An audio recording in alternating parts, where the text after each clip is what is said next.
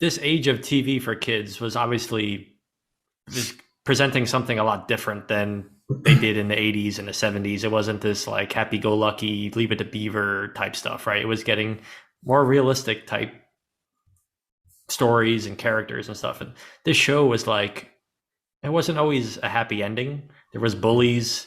There was the good kids getting screwed over by a bully or getting treated like crap. Like you could relate to it. It was realistic, and I think Yeah. that's to me it struck a chord. And even going back and watching it now is like it's like this could be your real life at a summer camp or wherever you know at school or like wherever it is. Like these kind of situations are very realistic for when we were that age, nine, Absolutely. 10 years old. It's funny that you say that because I was starting to take notes when I was going through stuff and then just completely stopped and I was like, all right, whatever, there's too many shows. But one of the only notes I took was that Salute Your Shorts shows kids like they actually are as opposed Yeah, to how they should be.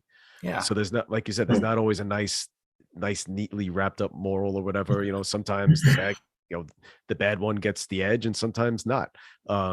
But then they even have dimensions. So there's an episode where Budnick, falls in love with Dina, and Budnick is the bully for most of the show. And when he's not being a bully, he's kind of a swindler. He's always trying to pull one over on everybody.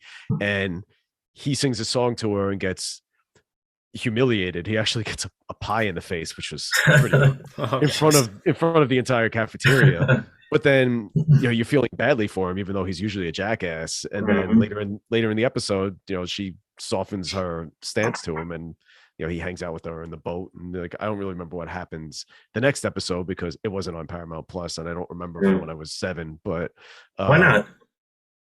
it's just one of those things that slipped. Memory slips. Sometimes I forget things as I get older, and sometimes I forget things.